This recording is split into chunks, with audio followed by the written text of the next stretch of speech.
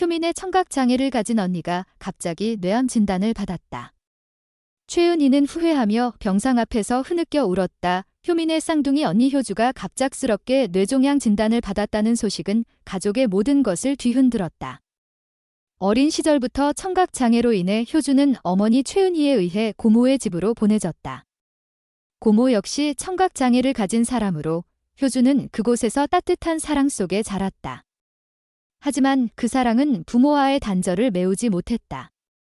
최은희는 완벽함에 대한 집착으로 효민만을 키우며 성공한 변호사로 만들기 위해 모든 정성을 쏟았다. 효주는 어머니의 기억 속에서 점점 희미해졌고 결국 가족과 완전히 단절된 채 살아갔다. 효주는 부모를 찾으려는 시도조차 하지 않았고 최은희 역시 딸의 존재를 외면하며 완벽한 가정을 꾸리는 데만 몰두했다. 그러나 운명은 잔인했다. 효주가 잦은 실신으로 병원을 찾은 결과 뇌종양이라는 청천벽력 같은 진단이 내려졌다. 이 소식을 전해 들은 효민은 충격에 휩싸였다. 그녀는 믿을 수 없었다. 언니가 가족과 떨어져 외롭게 살아온 세월도 모자라 이제는 죽음의 문턱에 서 있다는 사실이 그녀를 무너뜨렸다. 분노와 슬픔이 뒤섞인 효민은 어머니 최은희를 찾아가 따졌다. 효주님을 왜 버리셨어요? 왜 우리를 갈라놓으셨어요? 그녀의 목소리는 떨렸고 눈물은 멈추지 않았다.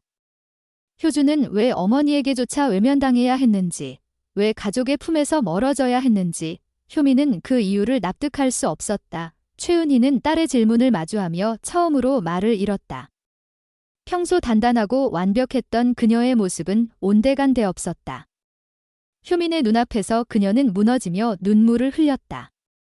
미안해. 내가 잘못했어. 최은희는 떨리는 목소리로 속삭였지만 그 말은 너무 늦었다. 그녀는 효민을 성공한 변호사로 키우기 위해 모든 것을 바쳤지만 그 과정에서 효주를 잃었다. 그녀의 완벽함에 대한 집착은 한 아이를 가족의 품에서 지웠고 이제 그 아이가 생사의 갈림길에 서 있었다. 최은희는 자신의 선택이 얼마나 큰 상처를 남겼는지 깨달았지만 이미 돌이킬 수 없는 시간이었다. 효민은 어머니의 눈물을 보며 분노와 연민 사이에서 갈등했다. 그녀는 최은희를 용서할 수 없었다.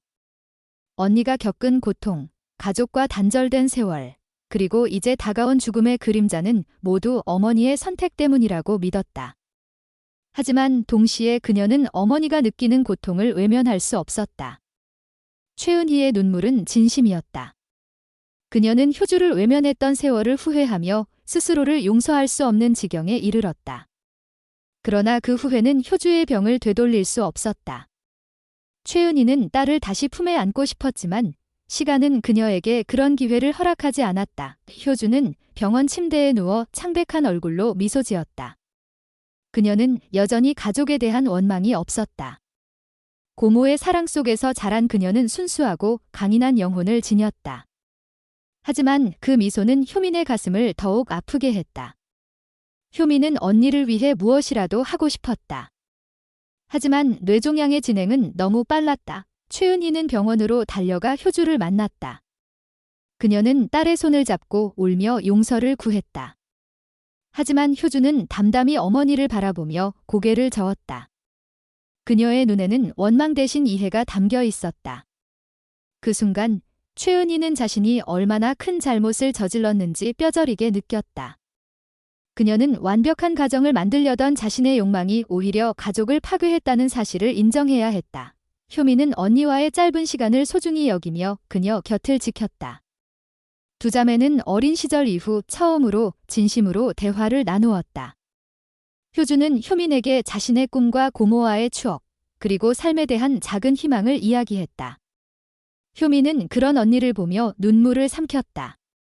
그녀는 언니가 겪은 고통을 되돌릴 수 없다는 사실에 괴로웠지만 동시에 언니의 강인함에 감동받았다. 한편 윤석훈은 효민의 고통을 묵묵히 지켜보며 그녀를 위로했다. 그는 효민에게 법정에서는 이길 수 있어도 삶에서는 때로 지는 게 더 큰 의미를 가진다고 말했다.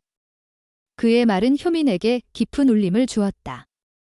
최은희는 자신의 잘못을 속죄하기 위해 효주를 위해 모든 것을 바치기로 결심했다. 그녀는 효주의 치료비를 지원하고 그녀가 원하는 모든 것을 들어주려 했다.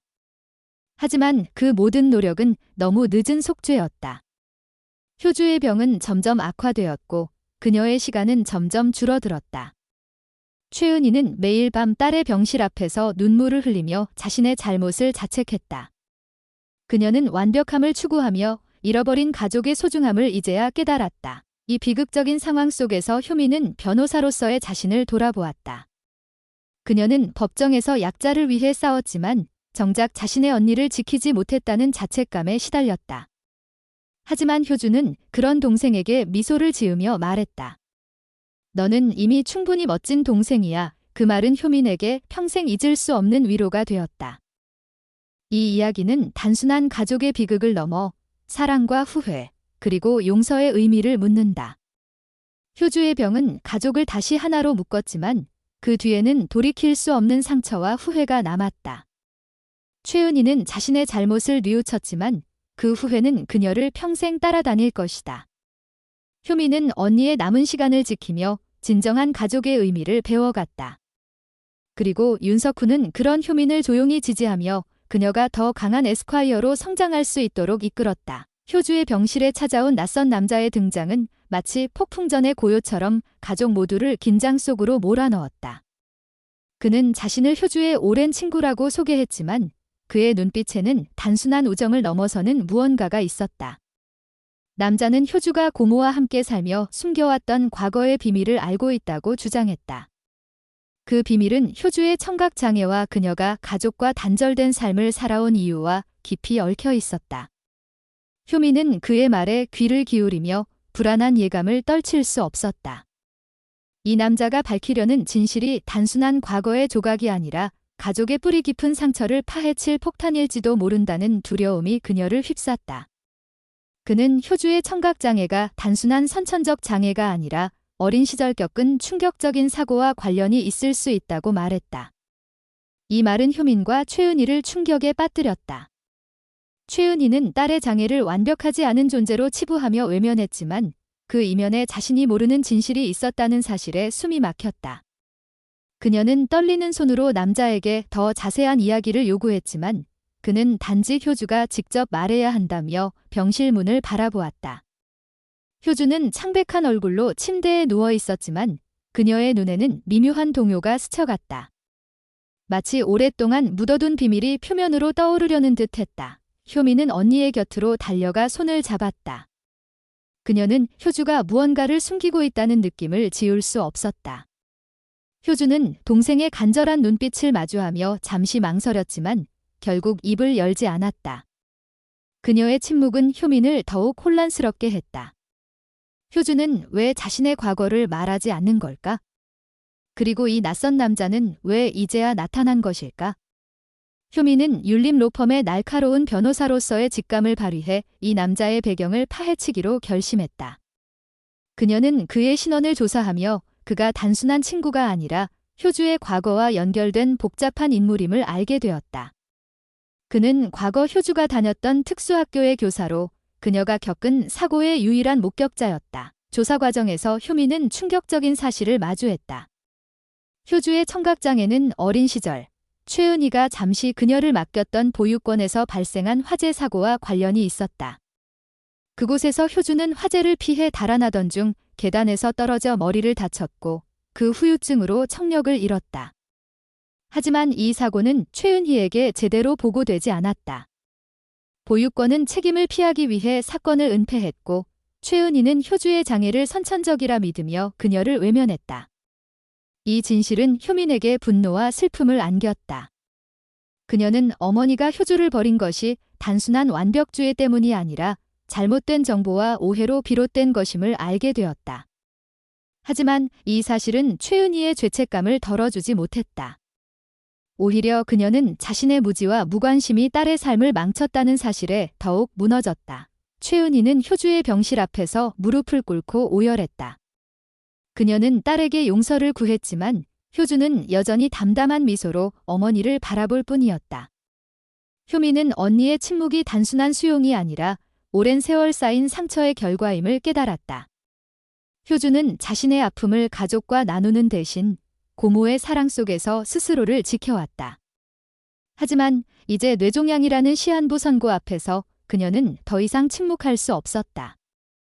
효주는 효민에게 조용히 자신의 이야기를 털어놓았다. 그녀는 화재 사고 당시 자신을 구하려다 다친 고모의 희생, 그리고 그로 인해 가족에게 돌아갈 용기를 잃었던 순간들을 고백했다. 효주는 자신이 가족에게 짐이 되지 않기 위해 침묵을 선택했다고 말했다. 이 고백은 효민을 눈물바다로 만들었다.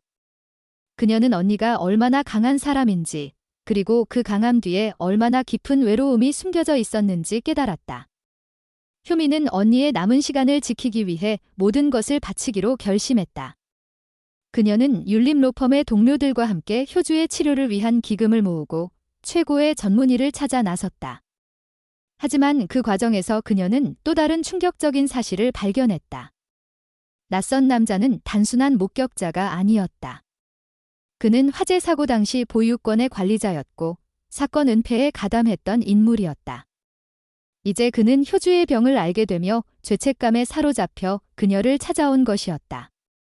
그는 효주에게 용서를 구하고 당시의 진실을 공개해 보유권의 책임을 묻고 싶다고 밝혔다.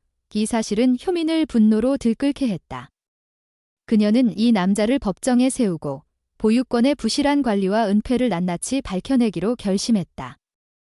윤석훈은 효민의 결심을 지지하며 이 사건이 단순한 개인의 비극이 아니라 사회적 부정을 고발하는 소송이 될 수 있다고 조언했다. 그는 효민에게 법은 때로 약자를 지키기 위해 칼이 되어야 한다며 그녀의 분노를 전략으로 바꾸라고 격려했다.